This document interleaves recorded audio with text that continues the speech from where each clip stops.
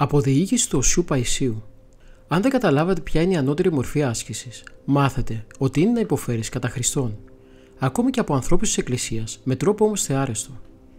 Λέγεται ότι υπήρχε ένας αγίας ζωής μοναχός που εκδιώχθηκε από το Άγιον Όρος, διότι έκανε τρέλες κατά την τυπική μεριά της υποθέσεως.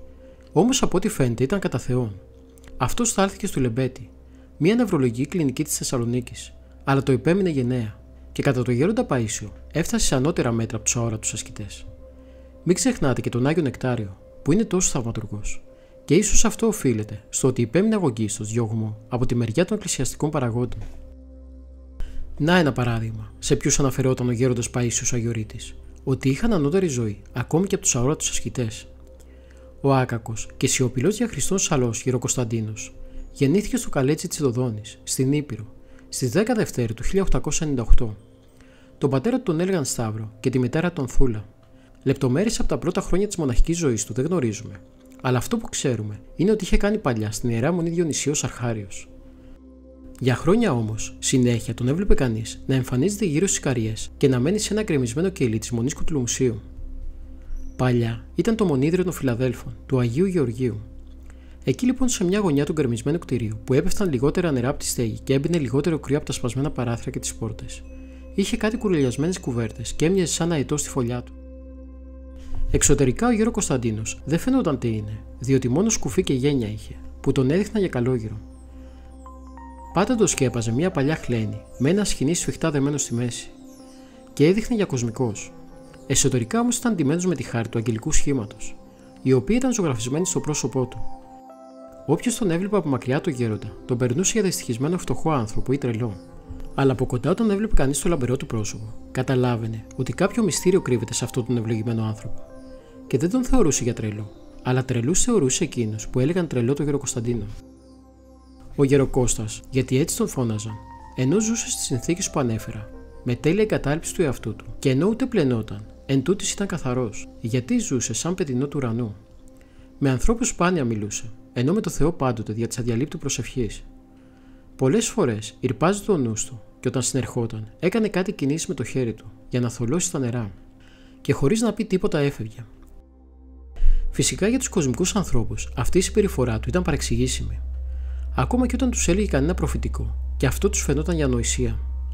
Όταν καμιά φορά μιλούσαν γύρω του και ο Γεροκωνσταντίνος δεν τους παρακολουθούσε, γιατί αυτός προσευχόταν και ο νους του ήταν στο Θεό, πάλι για αφηρημένο τον νόμιζαν.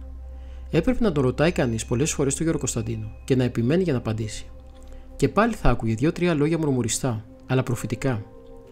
Ο Γεροκωνσταντίνος είχε ιστορική καθαρότητα, γι' αυτό έβλεπε καθαρά πολύ μακριά.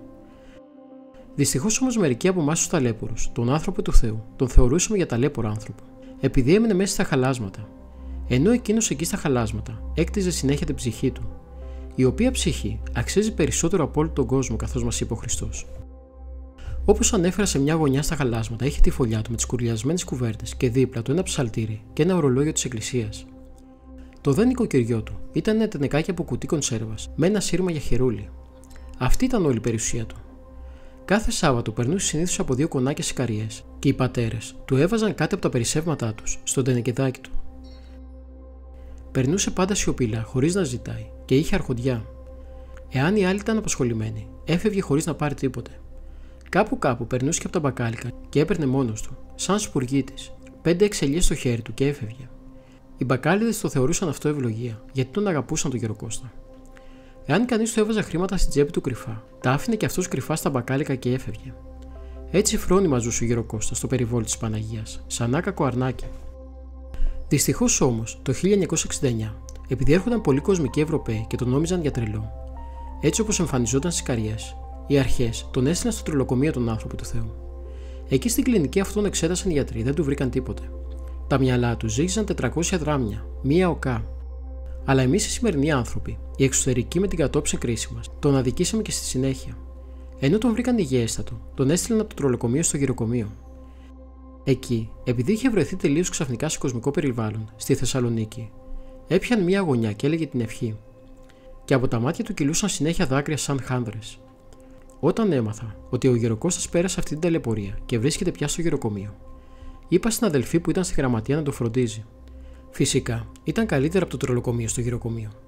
Αλλά όσο και καλά να ήταν, για το φιλήσυχο μοναχό Γεροκωνσταντίνο, το περιβόλι της Παναγίας ήταν καλύτερο και από όλα τα παλάτια του κόσμου. Απορούσε το καημένο γεροντάκι και έλεγε στην αδελφή: «Γιατί με έφεραν εδώ?» Εκεί λοιπόν πέρασε την υπόλοιπη ζωή του ο διαχριστών Σαλός, ο οποίος ταλαιπωρήθηκε από εμάς τους κοσμικά έξυπνους. Δεν έχει σημασία που κοιμήθηκε και αν κοιμήθηκε στο γυροκομείο, και όχι στο Άγιον Όρος ο Γεροκώστας. Αυτό που έχει σημασία είναι ότι θα ξυπνούσε στον παράδεισο. Ο πολύ έξυπνος, ο διαχριστών Σαλός Γεροκωνσταντίνος.